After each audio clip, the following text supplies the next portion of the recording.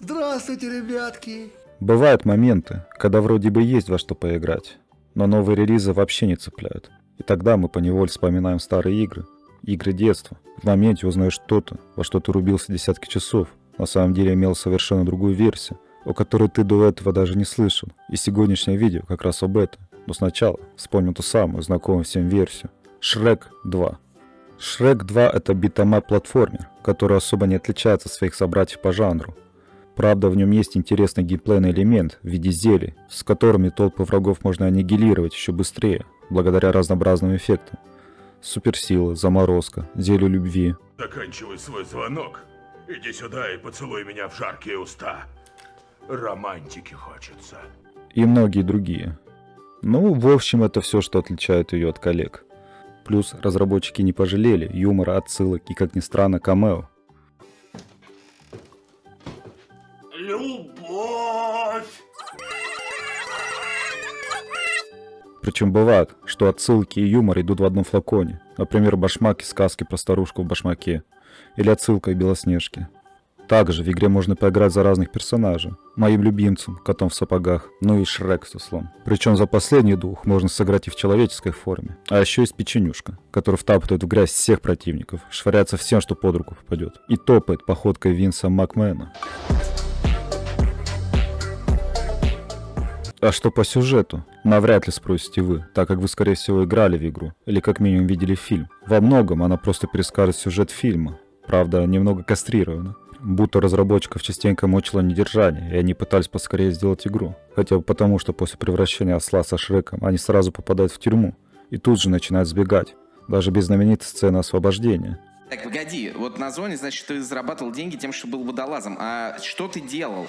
И языком нужно работать очень много. Не забывай о губах тоже.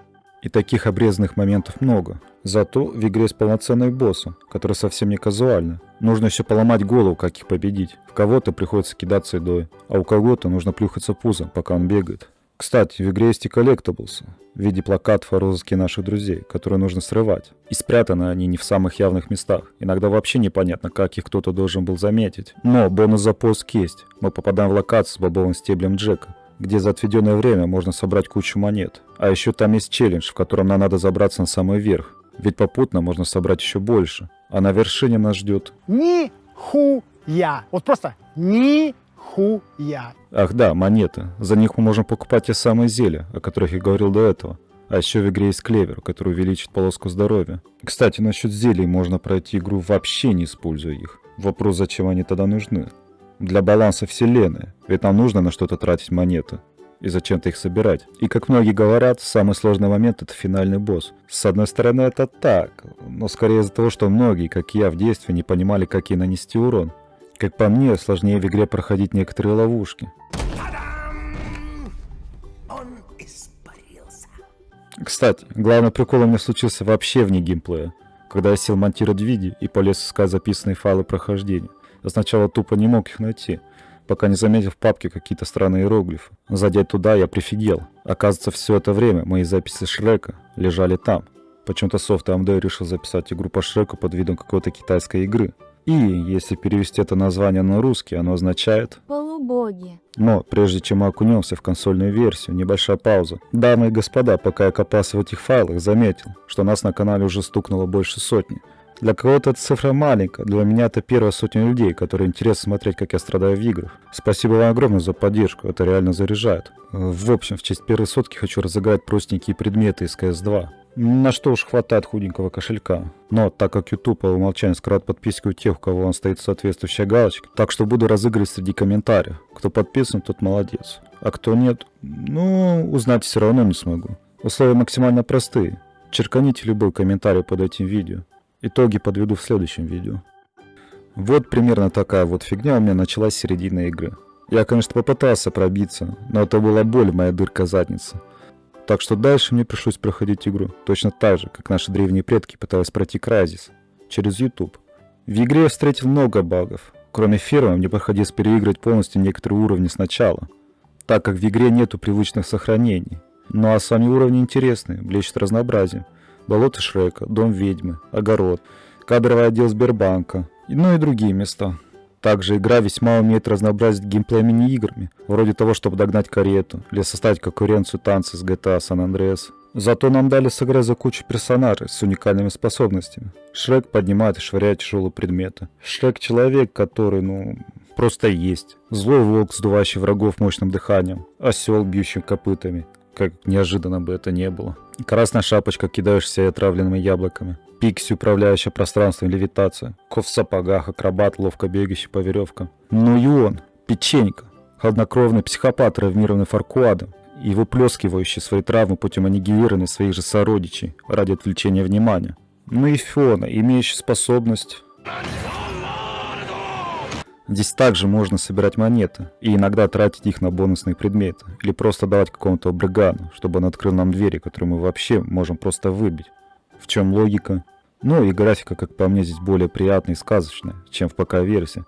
Да к тому же нам дают возможность прогуляться по столице Тридевятого царства. А также тут есть куча отсылок на свои же мультфильмы и другие произведения. Как, например, на самих братьев Гримм, назвав одну из локаций шахты братьев Гримм. Или крысолов, которого с трудом выиграл, не поняв даже как. Ах да, в отличие от ПК-версии, в этой можно сыграть с другом, будь он у меня. Но также в игре есть странные моменты. Вроде того, что Золушка зачем-то хочет купить новые хрустальные туфли. Видимо, прошлые вышли из моды. При этом толпа горожан в количестве населения Гонконга собралась ее избить. Вместо того, чтобы просто ограбить, например. Да и пока играл, у меня не раз возникала мысль, почему на эту игру не обратила внимания Greenpeace. И игра точно ли для детей? Типа, нихуя себе, тут курзажа в кипящий чан закидывают. Ебануться. Куда Greenpeace смотрел?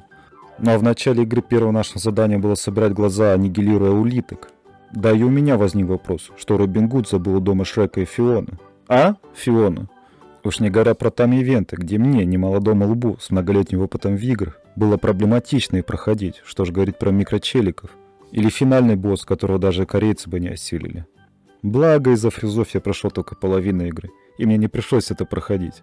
Я бы, конечно, понял плашку с рейтингом 12+, но игры вообще нет ограничений по возрасту. В общем, если подводить итог, то, конечно, если вынести за скобки все эти баги, местами душный QTE и дичайшие фризы в середине игры, из-за которых я, собственно, и дропнул консольную версию, то игра мне в целом скорее понравилась. Она забавно, динамична, и тот факт, что она вообще не для детей, делает ее только угарнее. Но, если сравнивать ПК-версию, хоть у нее и графон попроще, и геймплей не такой разнообразный, она все равно One Love. Хотя, честно говоря, идеальным вариантом было бы взять и объединить лучшие из обоих миров. Вот представьте, мы берем сказочную красивую графику с консоли, но накладываем ее на более качественную текстуру из ПК-версии. Туда же добавляем веселые мини-игры с консоли, их крутые запоминающиеся уровни, куча играбельных персонажей и, конечно, кооператив, чтобы можно было поиграть вдвоем с другом. Сверху приправляем все это общей простотой управления с ПК. И самое главное, нужно было бы допилить эту дурацкую экономику, потому что сбор монет в обоих версиях это какая-то бессмыслица. На ПК от них хоть чуть-чуть больше толка, потому что можно купить зелье уменьшения и залезть в секретные нычки, куда иначе просто не попасть. А на консолях они вообще валяются мертвым грузом. Вот если это все собрать вместе, мы получили бы не просто две разные игры, а реально одну культовую классику, за которую разработчикам было бы не стыдно. Хотя, может, в этих багах и безумном дизайне как раз кроется вся магия. Может, за это мы в итоге их и полюбили. А так имеем, что имеем. Два совершенно разных, по-своему кривых, но любимых для многих